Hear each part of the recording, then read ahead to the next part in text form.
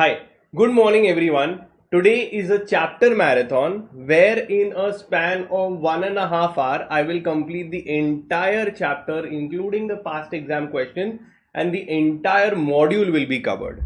Now before I start, I would like to thank you for your patience and request you all to like the video and share it in your study circle and your study groups as well.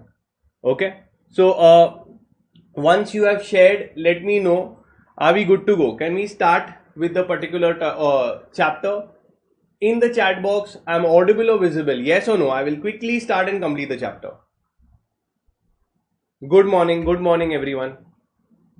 Just need a confirmation if I'm audible and visible to you all so I can quickly start and complete the chapter. Just waiting for your confirmation if I'm audible and visible.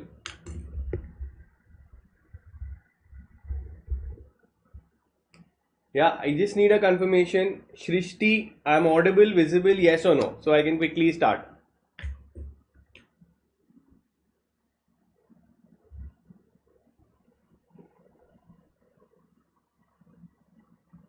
Karpalang, great. Shilpa, great. Okay. Chandralaka, okay, let's start. Keep your modules open. I need a 1.5 hours of undivided attention. No noise. You will sit in a separate place. So once I start, I will directly complete the chapter. Okay. So let's start with the chapter.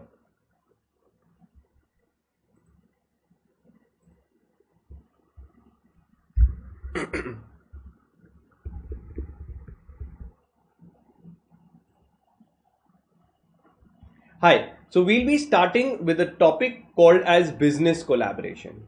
Now, business collaboration is a very interesting chapter where you will learn not only Indian business collaboration but also international business collaborations.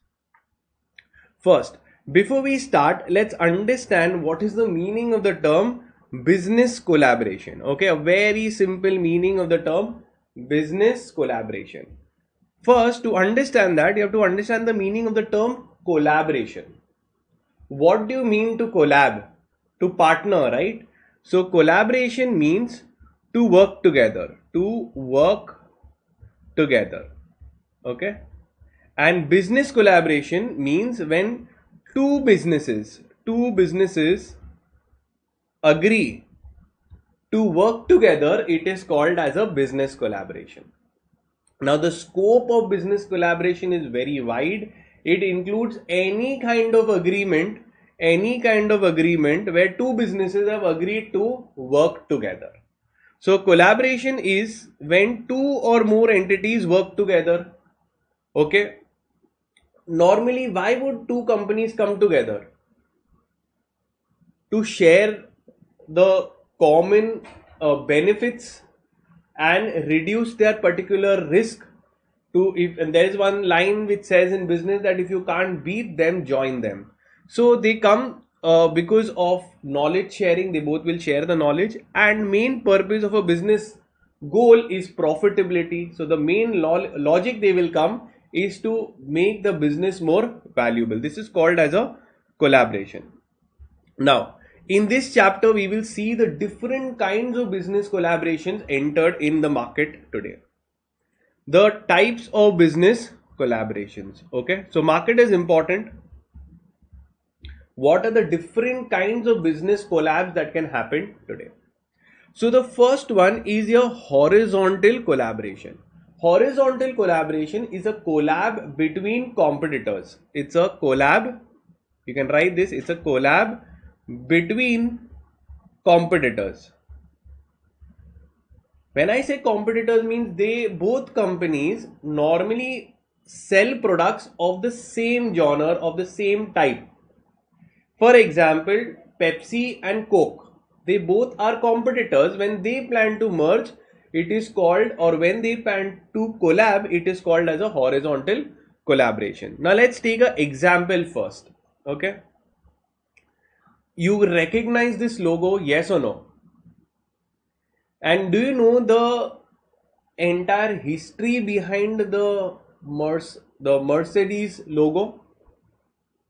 So this is a three-pointed star. This logo is called as a three-pointed star. Okay. Now let's understand. Ideally, when it was made, the founder, okay, the founder of the Mercedes, he said this three-pointed stars he made, that means he will be a star in three areas: land, air, and water. This is how was the history behind the logo, how it was formed. Now, Mercedes, how the name came into origin. So the founder, his daughter's name was Mercedes. Okay, it's a German company. It's a German company, and it has become so widely accepted that now people say drive German, wear Italian suit and wear German, drive German. So the daughter of the founder was Mercedes, and he named it. Second, later in life, he met a guy called as Benz.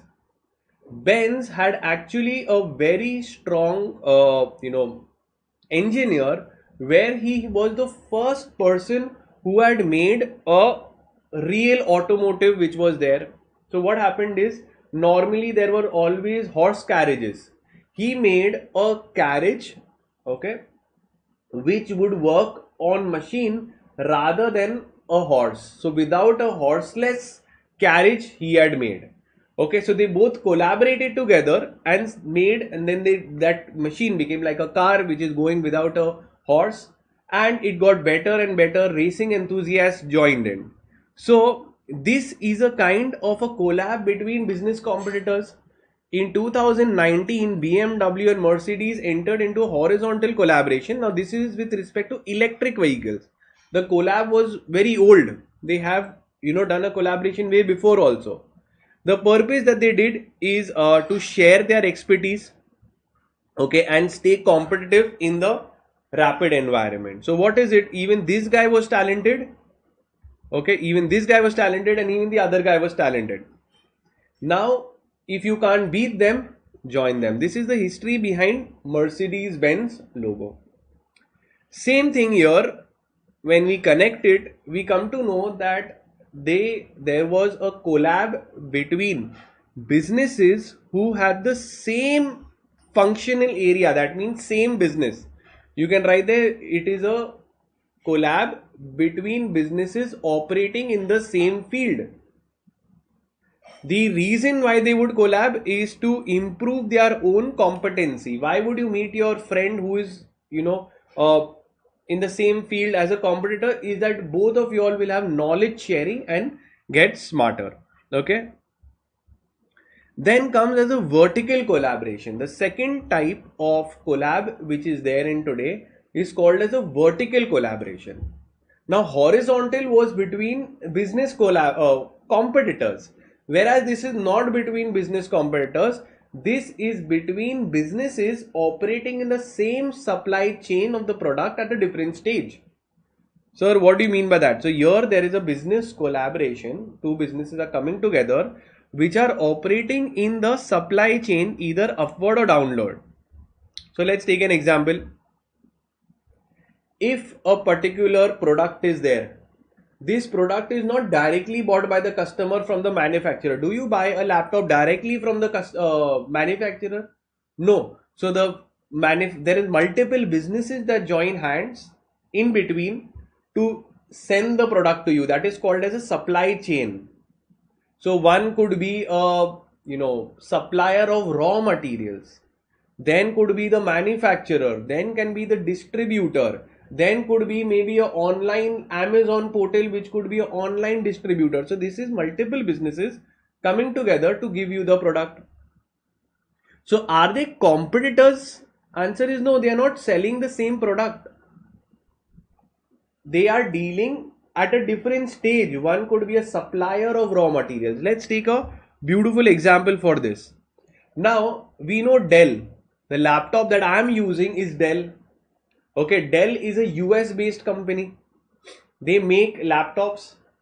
Now they don't make microprocessors. Microprocessors, they have collaborated with a supplier of microprocessors, that is Intel. And Intel has also collaborated because Intel is making your the processors. So, and vertical merger, vertical collaboration is a partnership between Dell and Intel. They don't sell the exact same product. For the same product, they are somewhere in between of the supply chain. So Dell is a computer manufacturer. It collaborates with its supplier, that is Intel, to use the processors in its computer. So Intel provides the microprocessors which are a product, is a part within the computer. Now tell me, why would Dell and Intel collaborate with each other? Why would they do that? First thing is, for Dell, they will collaborate with Intel and tell them, we will have a regular tie-up with you, so give me better pricing. So there will be a cost benefit, cost management in the supply chain. And for the Intel, why will they connect? Because they know that they are going to get a ready buyer for their product or throughout the entire life system. So they know that they have a reliable buyer also. Dell will always use in so many laptops. So this is a perfect example of vertical collab. Now let's read. They were in the supply chain. One was a raw material supplier, the other one was a manufacturer. Collaboration between them is called as a vertical collaboration. Why would they do this? To minimize the risk in supply chain. So once you have a reliable partner, you can always call him. Any issue is there, you will call him up. So you have a reliable partner. Any issue is there, he will stand up. I will tell him, listen, we have been for 10 years. Right now I have some liquidity crunch. Give me credit period. He will say, okay, fine. Okay, and plus you will get better lower prices. I'll tell Intel, listen, I'm going to manufacture so many laptops. Give me at a better price. Now let's see the next type of business collaboration. Now we are seeing the third type of business collaboration. It is called as intersectional collaboration. What it is called? Intersectional collaboration. Let me read first and then you tell me whether you've understood it. When businesses from different functional areas, marketing and production, agree to share their special knowledge for advancement of all the parties, it is called as intersectional collaboration. By reading itself, you will not understand. Okay, let me give you a real life example. So the real life example of an intersectional collaboration is where it could be possible that two businesses of two different departments in the business are collaborating. Business A and business B, business A this department and business B this department are collaborating. Sounds difficult. Let's see the entire real life example which will make the concept crystal clear. So intersectional collaboration is a partnership between Nike and Apple. So Nike is into shoes, is into the sports business, sport wear and sports devices, sports electronics. And Apple is a technology provider for phones, etc., watches. So what happened? Nike and Apple said that, listen, we are into good thing. Let's make a very unique product. This unique product is going to be for athletes and runners. So dedicated watch we will make for athletes. So you have an entire tie-up of so many athletes with you. Sell them our watch and tell them that we made something special. So the athletes will ask, what special is there in this? So they have said that we will first of all make the strap more breathable. It will be much more well timed. If you want to time it, it will give you the heart rate, because even your heart rate, etc., in a very dedicated manner for athletes. So Nike, a sportswear company, and Apple, a tech company, collaborated to create a Apple Nike watch. Nike's expertise in fitness was involved and Apple's wearable technology was offered, and they made a tailor made watch for everyone, for the athletes. And this is how the watch looks. If you go to see, they will have the face of the watch will have Nike logo. Okay, This is, you know, that it is extremely dedicated for athletes. Clear? Now with this, what happened? Can you tell me what happened here? Apple technology department, which is the product development department, and Nike's marketing department, because they said we will market it to our athlete that this is for you. So the marketing team of Nike and the Apple product team got together. So these are two functional products. Functional means departments. What is the meaning of the term department? Now let's read. When businesses, now this is one business is Nike, the other business is Apple, and their functional teams have collaborated to share their knowledge, and knowledge for Nike was the athletes and for Apple was the technology. For advancement and benefit will be to everyone. Okay, so a manufacturing company like Apple is collaborating with the marketing team of the Nike. Clear till here? So this was intersectional collab. Let's see the next one, which is a different kind of collabs that go on. This is the fourth type of collabs which is there, which is called as joint venture. Now joint venture will also come further part in the chapter, but let me explain. Okay, joint venture is when, okay, JV is basically when two businesses agree to come together. Two businesses agree to come together. It is called as a JV. Now JV could be of two kinds. JV could be of two kinds. Either it could be a contractual JV or it could be a equity based JV. Okay, what are the two times? One is a contractual JV. In contractual JV, no new company is formed. Whereas in equity JV, a new company is formed. We will all see it. Okay, so right now they're just talking of a new company being formed. Two companies, A and B, forming a new company called as company C. This is a equity JV. Okay, this is a equity JV. So let's see. The example for this is Vistara. Vistara Airlines. Does anyone know from where is Vistara? And who is the owner of Vistara? So the equity JV. So what they have given here for JV, they have really mentioned equity JV, and further we'll understand what is contractual JV later part also. Both will again be repeated. Right now they've just spoken about equity JV. Equity JV is company A and company B collab to make a company C, a new company. So which two companies was merged? Which two companies had formed a new company? Tata Sons, that is, had 51% stake in Vistara, and Singaporean Airlines, which is Vistara, had 49% stake. Okay, Tata Sons provided the market and business support, while Singaporean Airlines provided the technical support and the operational expertise. Clear till here? Just a sec.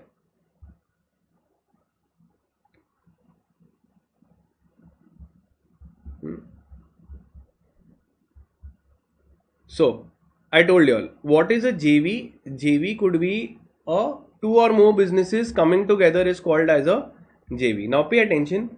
This is important. JV could be of two kinds.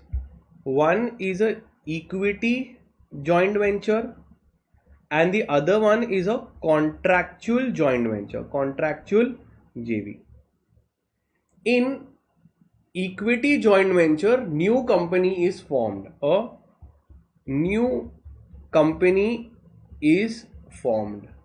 For example, I had given you the example of Vistara. Vistara is a new company. It is a new company. Okay, and in Vistara the shareholding is held 51% by Tatas and 49% by a Singaporean Airlines. It is from Singapore, right? Singaporean Airlines, that is Vistara. Clear? And they have made Vistara here. This is a equity JV. Let's read. The other one is a contractual JV where no new company is formed. So no new company is formed. For this, I will give you an example after this only with the help of Vistara only. Okay, so let's read. First, this you can write above. They have mentioned about equity JV. Now, here a new company is having its own identity, own profits is formed, and which is called as a equity JV. Now let's talk about contractual JV. Okay, what is a contractual JV? In contractual JV, no separate company is formed. I'll give you the example in Vistara only. If you know that the Vistara food, if you've traveled in business class of Vistara, you know that the Vistara food is coming from Taj, since it is all under Tata group only. So when the food in Vistara, when you go, the food is coming from Taj and the name of the company. Okay, so now I'm talking about Vistara. They enter into a contract with the name of that catering company is Tata SATS, which is actually a catering company. Clear till here? So when Tata Vistara collabs with Taj catering company, you think they will form a new company? Answer is no, they will simply enter into a contract where Indian Railways can also have a catering provider. You don't need to make a new company, just have into a contract with them. So it is a collab with them. It's a contractual JV. So Vistara's partnership with this to source in flight meals is a type of contractual JV. Clear? Now let's see the other one. Okay, now other kind of collab. Now this is called as an equity collab. What it is called? Equity collab. Sir, what is an equity collab? Equity JV, you form a new company. Your new company is being formed. Here you are making an equity. So the investor company. So one company is providing money. Investor company or person is purchasing equity shares. Okay, some amount of equity shares. Equity shareholders are owners of the company. Yes or no? So yes, they will have some equity shares, some amount of equity shares they buy, which gives them a right into the company, into the AGM. Okay, sometimes they tell that we will fund, make me the one of us in the board of board of directors. So because they are pumping in funds and buying equity, like an investor, they can ask for certain rights, some amount of equity. They can ask for directorship. If the company needs money, they will say that you give us the money, we will make one of you all the investor director also, or director of the company. So this way, the investor company has pumped money and bought equity shares, because of which they got a knowledge of what is happening inside the company. They can ask to be sitting on the board of the company. Let's take an example. Okay, first let's read the meaning. A company acquires a minority stake, okay, in another business in exchange for monetary investment. So give me shares, minority shares, I will give you so much money. Such exchanges, okay, so once we have the shares, we gives me some amount of decision making in the company. How much ever shareholding I have, that much power to vote I will have, decision making I will have as a equity shareholders. So funding of startups when comes, so when a startup is funded, obviously the investor gets ownership rights to some extent, and that much say they will have. Let's take an example. Now Google and SpaceX. Can anyone tell me who is the owner of SpaceX? Who is the owner of SpaceX? Who is the owner of SpaceX? Elon Musk. Now Elon Musk is doing, he's the richest man of the world.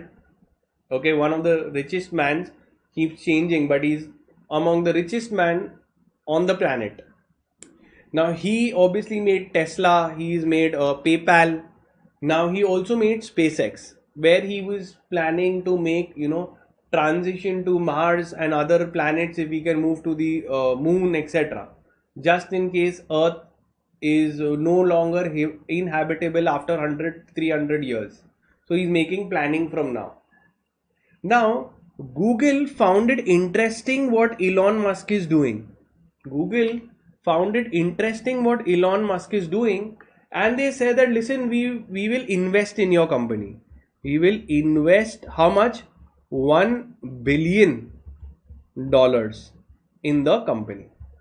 Now, moment Google invested $1 billion, it automatically gets some amount of control in SpaceX, and they come to know how SpaceX is functioning, which can also be helping Google in their knowledge development. And for SpaceX, money is being pumped in, so Elon Musk is happy. So let's look about their deal. So can I say this is about just equity share investments? So it is nothing but a equity shares that is being invested. Yes. So Google and SpaceX, equity collaboration for advancing global connectivity. Now they had launched multiple products inside SpaceX. One, if you know, is there is about a satellite that they had launched, okay, which was there just to improve that facilities, because when you have this satellites to communicate with different planets in on Earth, so it will be much stronger. So Google invested 1 billion in SpaceX, acquiring a minority stake. Investment allowed Google to access the SpaceX advancement in space technology, which aligned with Google's global interest of internet connectivity through satellite systems. So this is the way. It is also a collab, win-win for both. Elon Musk gets money, Google gets knowledge enhancement, and plus if the value of SpaceX increase, Google's investment also increases. Okay. Another example of this is a investor who comes in, but this is a sad example. This is a sad example. Sir, why sad? Anyone can tell me why it is a sad investment? So SoftBank is an investor. It's a most famous global investor in the world. Okay. SoftBank is all the largest companies in the world they have invested. They are an investor. They had invested in WeWork. WeWork is a company. Okay. Now, unfortunately, the equity shares and WeWork had filed bankruptcy and it went into massive losses. Okay, so whatever, the sad story is that the money of SoftBank went into money down the drain. However, initially when they had invested, they had thought that WeWork is a very good, it's a co-working place, very good concept. Okay, SoftBank acquired a significant stake in WeWork. It's a company, a shared office space through series of investment, not just one time, continuous, one after the other. They kept investing.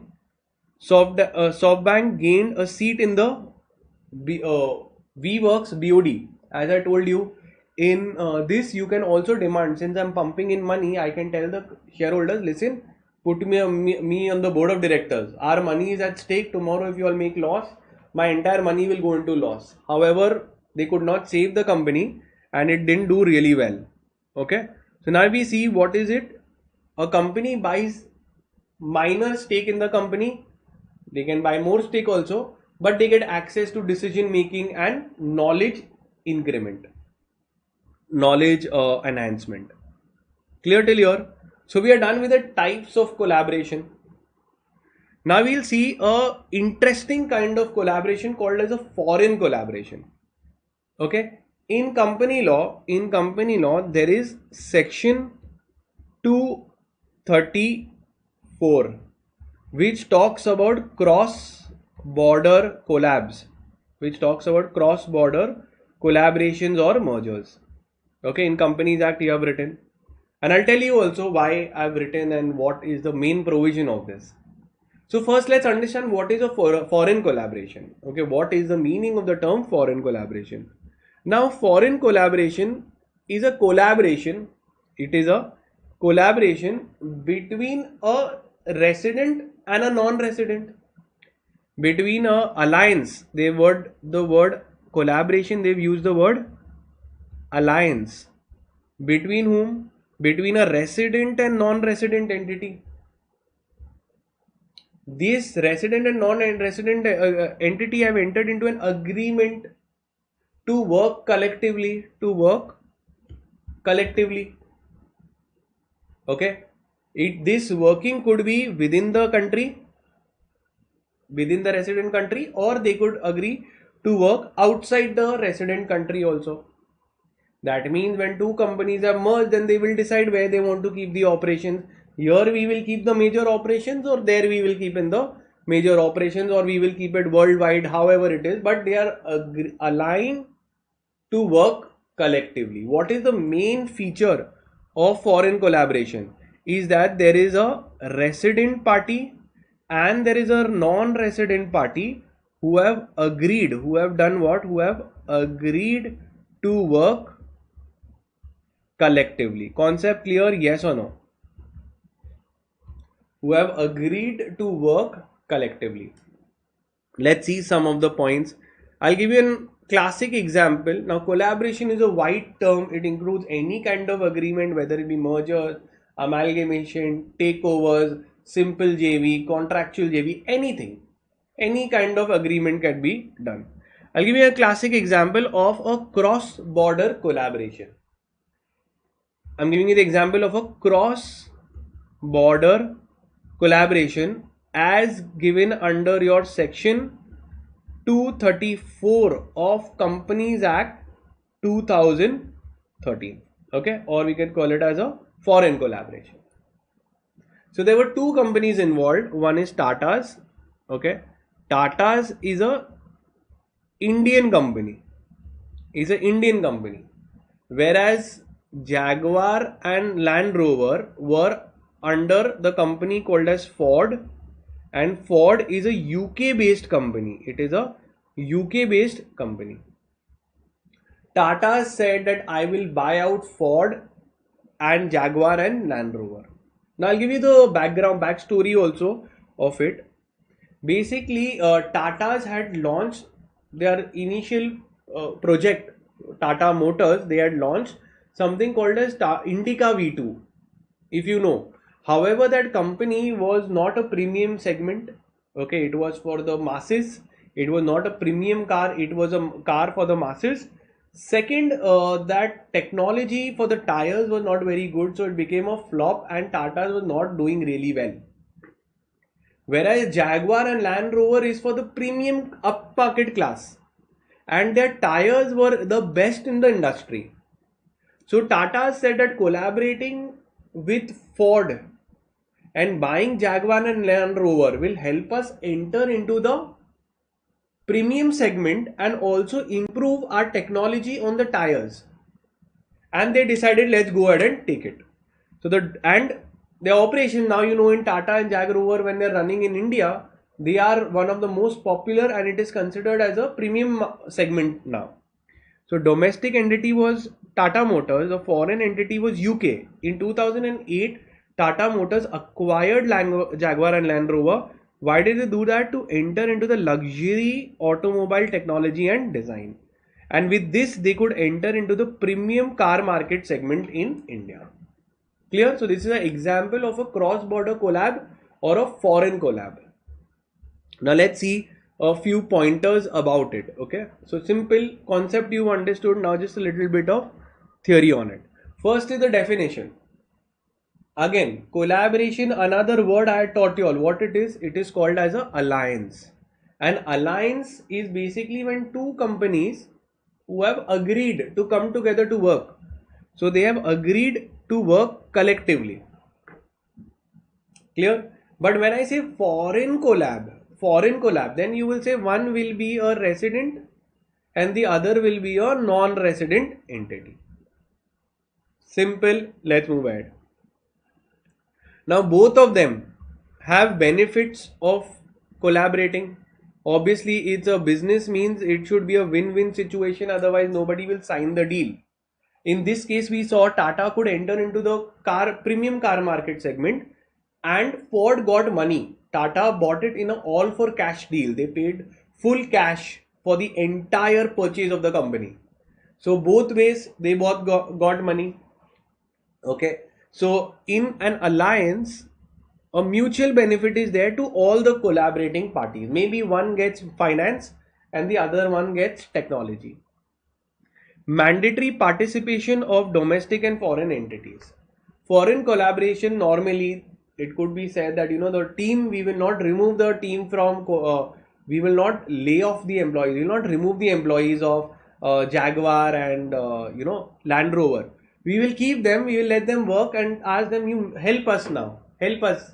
So mutual collaboration will be there between both the resident and non-resident. It's a strategic alliance because everything is a strategy. It is an art to succeed. Okay, they will join the forces, and such collaboration cannot solely be between domestic entities. Simple. Yeah. If I'm saying it is a domestic collab, means two resident parties are there. But if I say foreign collaboration, means both resident cannot be there. One has to be foreigner. At least one foreign entity must be there. Now, again, now I'll tell you why I had told you all about this thing. That section 234 of the Companies Act. Okay. What did it say? That listen, your foreign companies which are there, and this is there in your Rule 25A. Rule 25A, read with Rule 25A.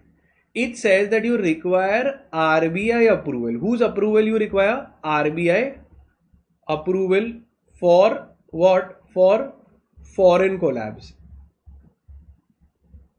Concept clear? Yes or no? Where it is written? Read your section 234 read with rule number 25A. It is said that you require RBI approval, that is they've written a government approval. Okay, that is the authority here in India if you want to enter into foreign collaboration. Now obviously preparation of preliminary agreement. So before entering into an agreement and making filing, they will first make a preliminary agreement.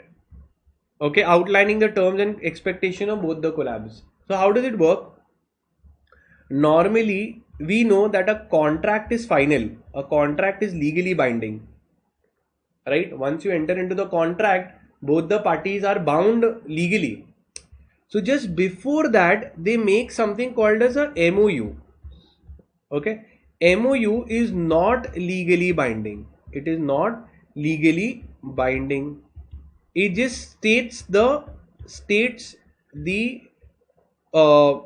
major terms and conditions. So they will just say the terms and conditions. Then there can be a rounds of negotiation on this MOU. There can be, and then in the final contract, the actual terms and conditions will come. So can I say MOU comes first and then comes as a contract? So company, this is a preliminary contract. What it is called? Preliminary contract. Okay, now preliminary contract means what? Just before entering the core contract, we lay down certain fact sheets where we both will be there so that it is clear for us. Then we will reduce the entire thing in a contract. Clear till here? Then comes in the preliminary agreement, obviously you will mention all the core things, which is what is your responsibility, what is my responsibility. So that we will then, once we agree upon it, we will put it in the main contract. So can you tell me what kind in the preliminary contract you will write? So we will write basically what are you going to give and what am I going to give. Okay, so what I am going to get on the table. So I will say that on my table I am getting money. The other guy will say, okay, fine, I am getting technology, market share, a very huge network I have. So non-resident can agree to provide money, technology. resident can provide resources such as low cost labor, low cost, raw materials. So if you go to see, normally developing countries will provide low cost labor and low cost materials and a large population, that is a large customer base. And non-resident, maybe a developed country, could provide finance, technology which they have. Clear? Then ultimately you will sign an agreement. Okay, then comes the actual signing of the deal. Okay, and a contract is executed. Clear?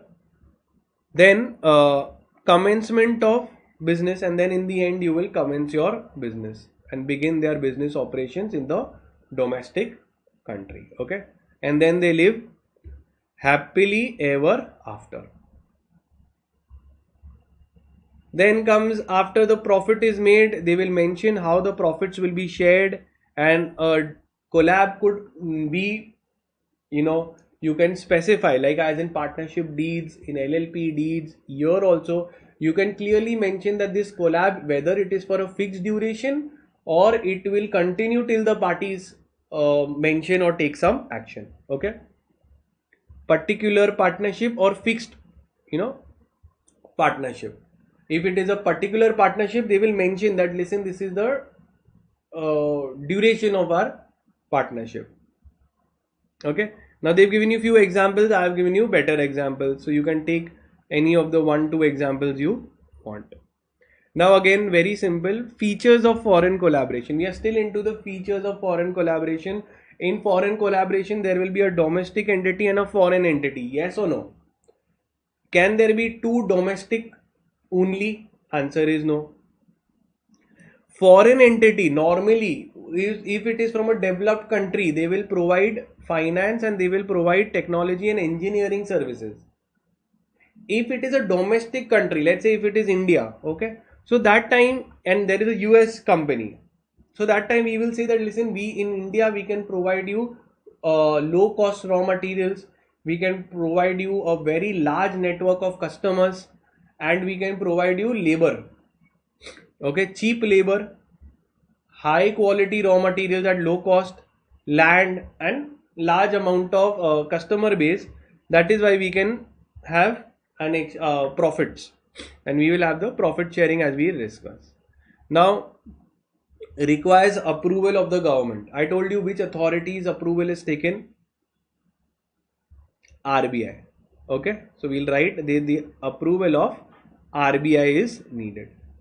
Sometimes if you are entering into a collab with any country which shares the land border, which shares land borders with India, then you require a special CG approval also. Government approval is also needed. Government approval.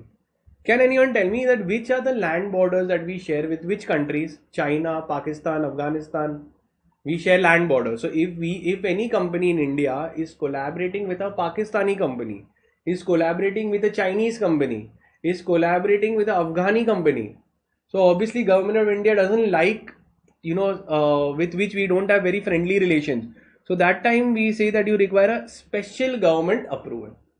Okay. However, if it is not in the land borders, then you don't require special government approval.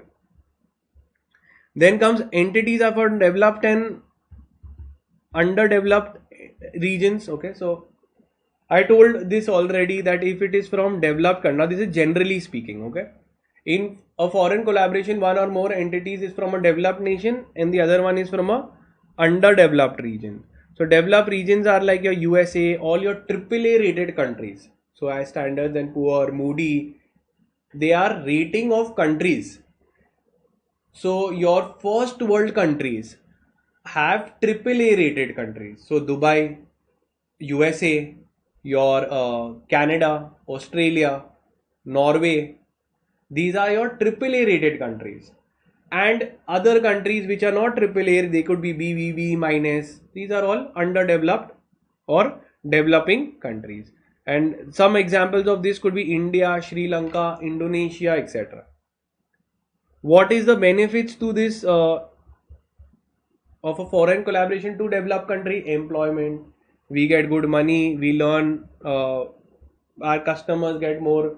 So this generic thing is that you can read. So first of all, our people will get goods, better quality goods. Our people will get employment. Country will get taxation. Okay, this is for us. Okay, this is for developing countries. We get finance. We get faster economic growth, etc. So this can be written. And what is the benefit to the developed country? Why USA coming here? So the main thing Apple sells in India is because of the money, return on investment. Okay, and it aids a developed country a good reputation for providing assistance to developed countries. So developed countries get a good goodwill that, listen, we have invested in South Africa, we have invested in Haiti, it was a flood, it was maybe hit by floods, we funded so much company. So this, they give it a brand value. Establishes business relation. Foreign collaboration will establish a relation in different countries. Tell me one thing, do you prefer having friends in India only, or you would want to have friends from all over the world? You would want to have friends from USA, Australia, Norway. Which other countries you would want to have friends with? Okay, Austria. These are very beautiful countries. Paris. So all these places, if you have friends, feel so good. So similarly, companies also go in another country and they collaborate, and then they build a new business relationship there. So that is a feature. Initiation of foreign collaboration. A foreign collaboration is initiated at the government or the corporate level. Now, how does the government level foreign collaboration come? One, and a corporate level foreign collaboration. So there is a collab, foreign collab, which is happening because of government, and the other one is happening government level, and the other one is happening at a corporate level. At a corporate level. So let's see. At a government level, foreign collaboration means a government of a foreign country collaborates with the government of a domestic country. Okay, so maybe that could be a business collaboration. Maybe this could be with respect to the IT infrastructure. Your payment gateway, RBI, would want to collaborate with another international body which is giving secure payment system in India. Corporate level is, obviously we understand, business to business. Okay. Now comes better utilization of technology, better utilization of resources. Again, developed country will be able to sell their technology and get a higher rate of return, whereas developing countries will have low cost. They are making their better use of their resources. Scope of foreign collaboration, it could be anything. You could collaborate to do anything.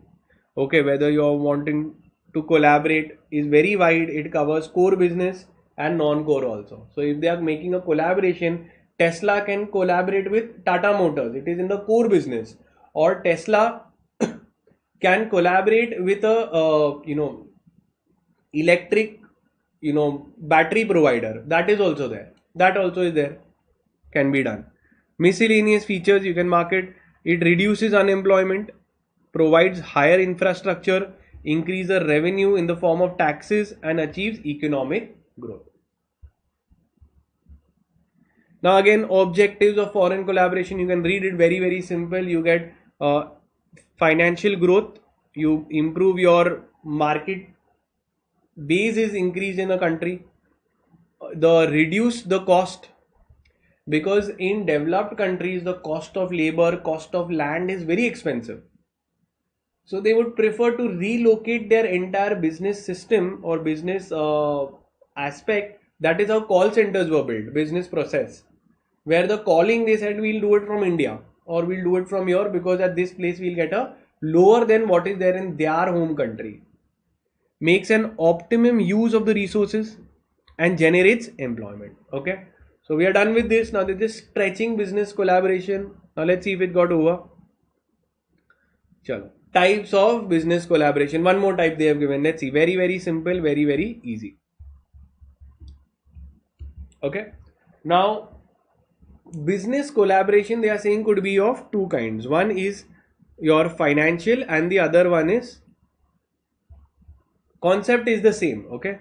Now, foreign collab could be of two kinds. One is financial and the other one is your technological. Both ways, if we go to see, foreign company gives the money and Indian company, okay, they mainly it could be funding of money. They give the money, they pump the money, and they say now you do business. Or foreign collaboration could also be for technology.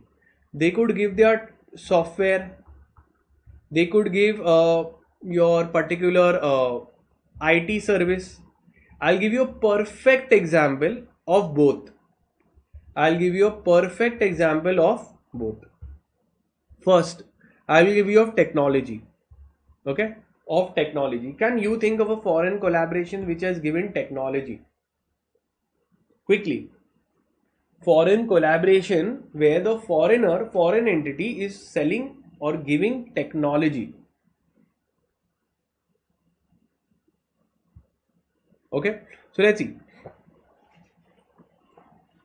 And the other one is your financial. So here, if you go to see a Indian company on its website can integrate which is called as a UPI, which is called as I'll tell you what it is. We have also done in our website, which is called as Google Maps. Now, what is this? What is Google Maps? So here, an Indian company could be in anything, but on their website they want to put in Google Maps, so they can collaborate with a Google and tell them that on our website we want to put Google Maps. So this is like a collaboration with them to that extent that that software will come here. In financial, what is happening is they're just pumping in money. So for example, when we saw SoftBank, now SoftBank has pumped so money in so many companies. Okay, there is also a Chinese investor which is there. Okay, they also invest. Let's say BlackRock, etc. These are global private equity firms where they invest in these startup companies. Let's say they had invested in Paytm. So this is a financial infusion, financial collaboration, and this is a other one is a technical collaboration. Let's read. So very simple concept done. With finance, what you can do? You can party, you can buy machinery, basically what all is there. Let's see. So types of foreign collaboration. The inflow of foreign investment takes place. So here the inflow in domestic country, that is the host country is either money, primarily main one, or it could be technology. This is how what the concept is. Now how they can pump in money? So they can pump in money by buying shares. So when they buy shares, they will give you money, you will give them shares, or they will give you long-term loans, or they will give you credit facility.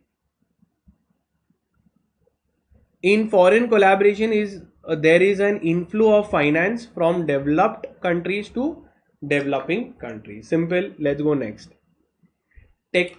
Technical collaboration. Now what is a technical collaboration? Here the inflow is mainly of technology. Inflow is of foreign technology that takes place in the domestic country. Okay, this includes integration of foreign technology with the domestic technology. The foreign company will provide technological know-how, professional expertise, install automated machines in the domestic territories. So I'll give you another example. There is Tesla USA. Imagine Tesla USA has collaborated with Tata Motors in India. Now Tata Motors deals with also electric cars. Now they can tell that we will provide you technology of how the Tesla cars work. Okay, why is it so valuable? We will give you the technology. Okay, in return you give us your shareholding in the company. So this is also called as a foreign collaboration of tech, where the infusion of technology is there. Rest from there they've just built up. Okay, normally it is very common that inflow of modern technology comes from developed country to developing country, from developed USA to India it will come. Technical collaboration helps in removing an existing technological gap. So in the developing countries the technological gap will be removed. The government from the developing countries encourage this thing. They like foreigners coming in, that is why we pump in. FDI is very much welcome in India. Then again, so what inflow is coming in, it is called as that. Okay, so now you have a marketing inflow. So there is a inflow of marketing expertise. For example, now this is also a fact. Boat, what do you think? Boat, we know we use these earphones, etc. It is into earphones. Yes or no? You will be shocked to know it is a marketing company. It is actually a marketing company. This earphones is one part. They can outsource to make it also. They can outsource its manufacturing. They have expertise in distribution to everyone at a low cost and having the sales. They do the main marketing work. So imagine if there is an Indian person who has a very good product. So there could be a Indian party who has a very extremely good product, and there could be a foreign marketing company which will say, wow man, what a product, we will distribute, we will sell your product globally. Tell me one thing, isn't it a collab which is going to be benefit for both? It's a collab which will benefit both. Indian party's good product will be sold and marketing company requires a product to market. So this is what it is. This is a collab. Now the inflow of foreign goods and services takes place. So what happens is the marketing collab, the services of marketing will take place in the domestic countries. The foreign companies agrees to sell the product produced by the domestic country, by the domestic company. They can sell it in the domestic as well as international market. Marketing collaboration is very important. From the domestic person, he will see that my products will be sold worldwide. It will create so much amount of exports. So it's okay, done. Then comes, let's say there is a company which is into insolvency. There is a Indian company, Indian party which is now facing insolvency, like Kingfisher Airlines, or I could say Jet Airways, right or wrong, which is under insolvency. And this entire thing primarily was due to bad management. This was due to bad management at the top level. Now there could be a foreign party which is in the same line of business with a amazing management team.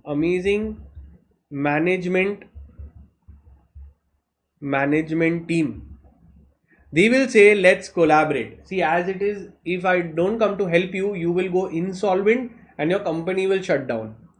Give us 51% shares in your company. Give us 51% shares in the company and we will provide you the management expertise. management expertise. If it turns into profit, it is benefit to this Indian party also. Maybe instead of going bankrupt, or I'm just giving a scenario that time a company which is fine that there is a very good management foreign company, they would want to merge with that management consultancy company, etc.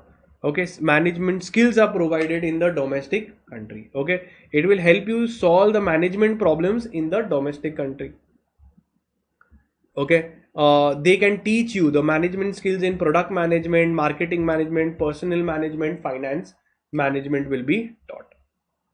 Then we see foreign collaboration in India. Now I've explained everything. Now this is stretching the topic. So let's see. There are two forms of foreign collaboration, sir. We've already done. One is your financial collaboration above, and the other we saw is your technical collaboration. So same thing repeated. But only thing, if they're written in India, you should know that who is the regulator.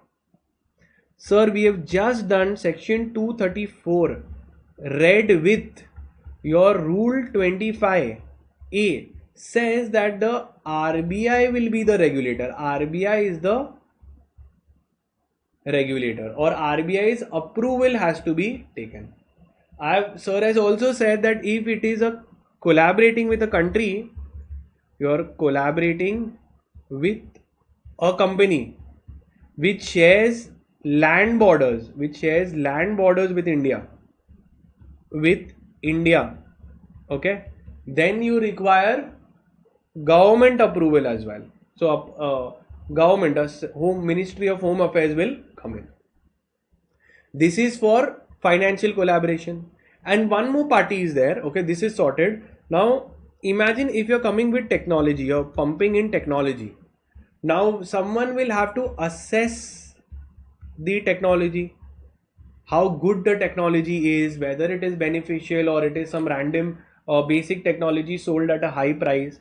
So from government, there is a department of, see again, when it comes to money, when financial collab, see by default for every single transaction of foreign collaboration, RBI approval is needed. For every single transaction of foreign collaboration, RBI approval is needed. For technical collaboration, the approving authority is DIPP. Okay, that is Department of Industrial Promotion and Trade. Now again, so I'll make this thing, please copy it with me. Okay, so the approving authority,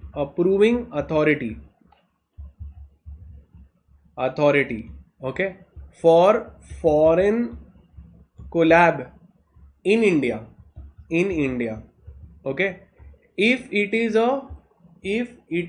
a one financial collaboration, and second if it is a technological collaboration. So whose approval is needed in financial collaboration? RBI approval. Concept clear? Yes or no? For technological collaboration, you require RBI approval is needed only in both the cases. RBI approval is needed in both the cases. You have to write it down.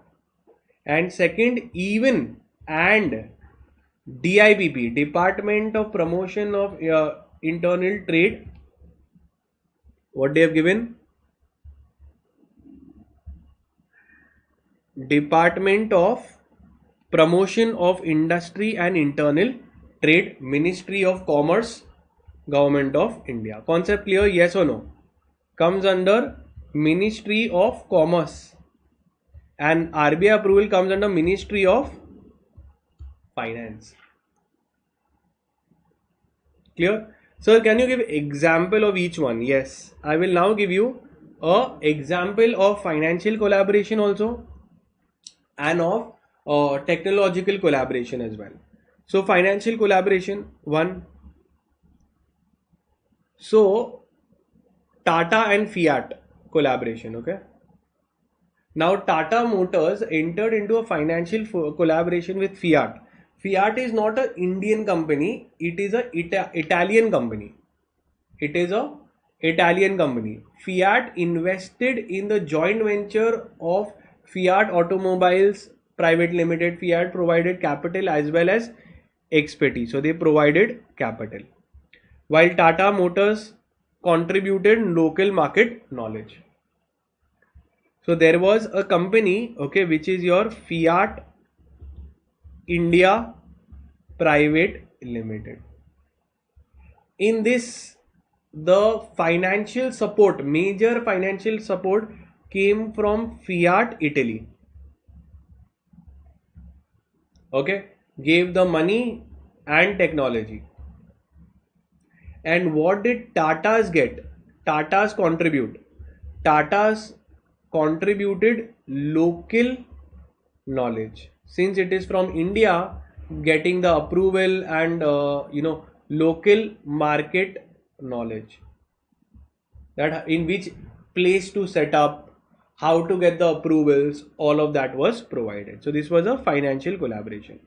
Now we are seeing of technical collaboration. Now what is a technical collaboration? Technological collaboration where technology is provided. Now this is between Bajaj and Kawasaki. So Bajaj Auto, okay.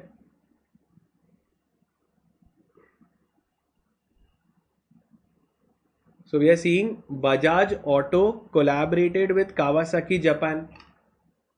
In this technological collaboration, Kawasaki, now Kawasaki is from Japan.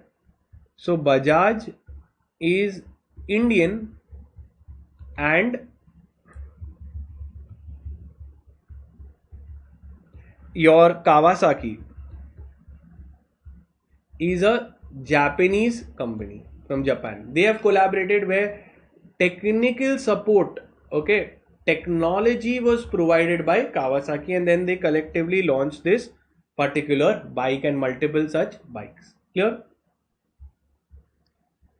Okay, so then they could advance. So for the Bajaj motorcycle technology was advanced, okay, and they got manufacturing support was given by Bajaj. Now coming to the next thing in that is that FEMA and FDI compliance. Very, very simple, very, very easy. Now remember one thing, by default, whenever you cross the borders, okay, so let's say this is India and this is overseas. This is overseas. Whenever anyone is coming in India or going outside India,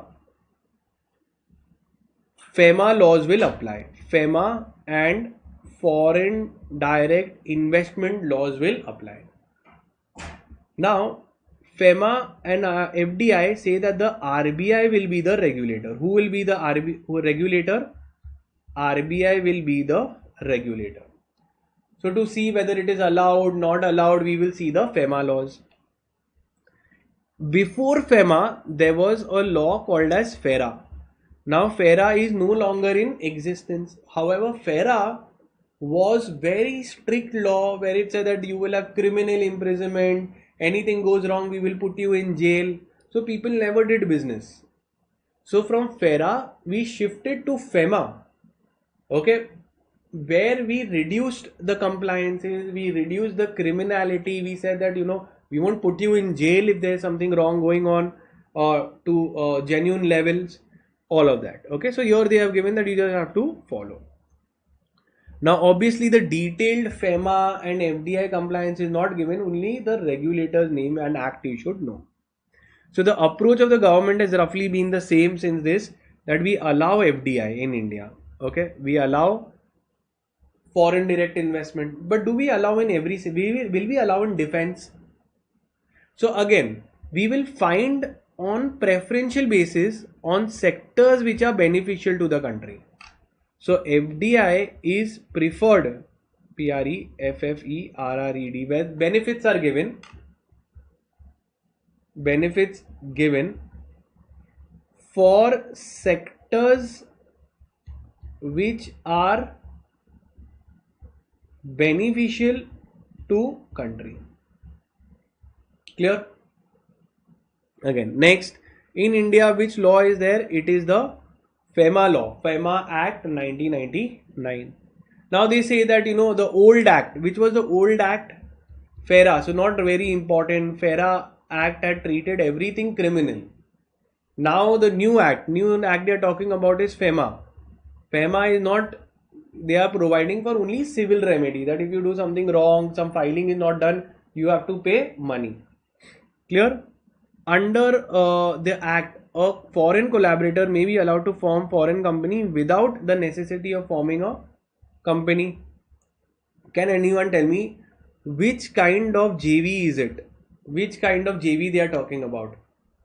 Read this line and tell me that they are talking about which kind of JV. A foreign collaborator may be formed by a foreign company without necessity of forming a company with an Indian counterpart. So they are talking, you don't need to form a company, you can just enter into a contract. This is about contractual JV. Okay. Now a foreign collaboration, when it's there, it has to meet the threshold limits of the FDI, otherwise you require central government RBI approval. So I'll explain again. In the FEMA law and FDI law, they have put foreign investments in two categories. Okay, ideally it is three categories, but I'll tell you. One is automatic route. The other one is your approval route, and the third one is your prohibited route. Is this clear? That there are three routes for a foreigner. First is a prohibited route, means certain sectors we will not allow you to enter in India. Approval route and automatic route. Now let's understand. If you're within the limits set by RBI, then you do not require special RBI approval. You can automatically go. Okay. So RBI approval. So this you can enter without RBI approval. Why? Because you are within the limits. So RBI has only made the law that if it is a small within the limits, you can enter without my consent. However, some filings are required. Approval, if you exceed limits specified in the FDI norms, okay, then you require RBI approval. And here it is not allowed to invest. Maybe they can set up, for example, defense, etc. Not allowed. Buying real estate, not allowed. Okay, now the government has set up a FIPB board. Now this is also very important, just to understand that there is a special board, that is a FIPB board. Okay, this is a Foreign Investment Promotion Board. It's a board to promote foreign investments. It is a board to promote foreign investments, where any kind of filings, questions, if any foreigner has any doubts, they can ask the FIPB. FIPB have some roles also under the Act, FDI norms, which is to assist the foreigners. Some of the functions of the board include giving clearances. If approval is there, they will give clearances. They will see the collaboration, whether it should allow or not be allowed. Okay, and earmarking and ascertaining the contacts to invest. So earmarking means they will set the thresholds where it should be allowed, not allowed. Now come to the next thing, which is called as JV, joint venture. Sir, we just did JV some time back. Answer is yes, the same thing they have repeated. So we can now go a bit faster. A JV is a commercial enterprise, so it's not for charity, it is a business purpose, object, profit motive is there, jointly by two or more parties. One party cannot make a JV, two or more parties are needed. Okay, they can have their own new entity, or they can have retain their own entity. So they contractual, and so JV could be of two kinds. One is if they make a new entity, it is called as equity JV. If a new entity is formed, okay. If a contractual JV, no new entity is formed. Clear till here? Simple. And then they will come together and set up the economic activity together. Parties agree, can create to a new entity, equity JV. They can create a single activity for a project. Now it is up to them. They are giving all the powers that they have. If they want, they can set up for multiple activities or launching a single product. For I will give you an example of Kawasaki Ninja. Okay, Kawasaki Ninja. So they can say that we'll make only one product and then we will stop the JV. Or they can say that we will keep launching one after the other projects also. In India, till recently, almost all equity ventures were structured in the form of a company. Now it can be in the form of LLP also. First, now LLP was a newer structure made. All these collabs used to happen only in form of company. However, now the Indian legal system has allowed that you can two companies, foreign collabs can also be done in a JV. For example, there can be A and B, they can collab to make company AB. So the new entity could be a company or it could be LLP AB or even trust AB if they want to do some charitable purpose, that is also fine. But mainly this is mostly commercial oriented. Okay. So as we know, companies also for profit, but you can also sometimes have non-for-profit companies. So mainly JVs are for commercial purposes. That can be done. That's what they are writing. Now definition, again they have repeated what is the definition of JV. JV is an enterprise where two or more come together to have ownership and they will have joint control.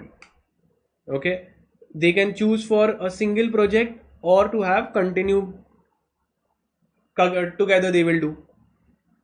Let's see, alternative definition also they've given. What is it? Another definition.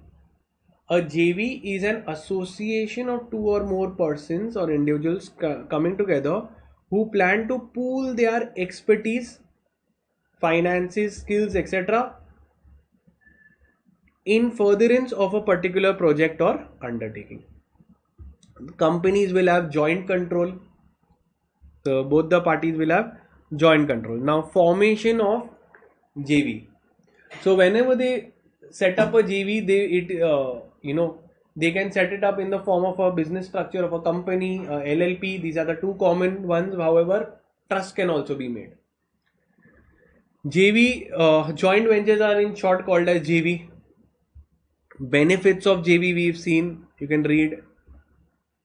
Now MNCs in different forms of JVs.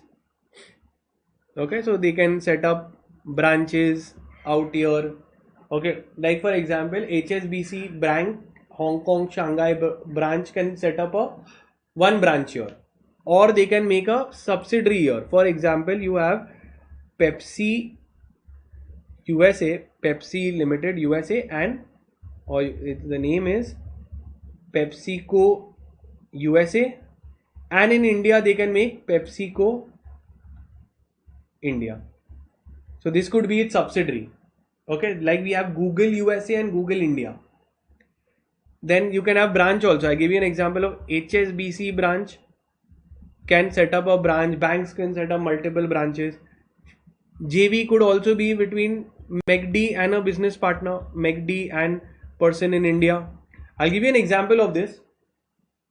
Starbucks. Can anyone tell me Starbucks came in a JV with whom in India? All the Starbucks branches in India is managed and handled by whom? So this is like a franchising they have done with Tata's. Okay. Then JVs, I give you multiple examples. Kawasaki Ninja. Here for key project, for one project they have come. So this is for project based. For example, government wants to set up a magnetic railway in India. They can connect with a Japanese company. So Japanese company can collab with the government and then make a project. So that is also there. Or maybe L&T can merge with a foreign company, infrastructure company, to provide a bridge. Advantages of forming a joint venture. What is the advantages? We had done, I think it had come above also. Okay, these are the headings you can do. Okay, very simple, just what we have done. Disadvantage also, headings you can see. Strategies for entering into JV. Now this is very generic stuff they have given. Okay, now let's see. First thing, strategies to enter into a JV. Now JV is somewhere a kind of a marriage.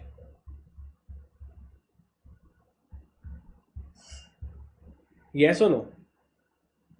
In marriage, when you go to see, this is also two entities coming together. So what is the first thing that you do when you're getting married? You will identify a reliable partner. You will see whether you can build a relationship with them. You will do a search into various places, identifying prospective partners, having multiple rounds of communication with different parties just to shortlist your parties. Then you will say that each party what they will be getting on the table. They will reduce it to writing. They will tell the limitation of the scope of JV. For example, they will say that what are restrictions have to be put. After we merge, parties will not start competing business. They will not join with competing business with competing. They'll not compete with the organization. They will operate only in India, or they what all limitations are there. Everything will be given. Okay, whether loan can be taken, so consent of both the parties. So whichever restrictions you want will come here. They'll define the business model, whether they want to do it, how will be the entire business model that they want to operate in. Flexibility, what all they want, and exit route. This is also very important. One party now after 5 years wants to exit out, so they would want to sell and leave. So that also should be written in the agreement. Now that agreement could be called as a JV agreement, partnership agreement, share purchase agreement, etc. This they have just elaborated, you can read.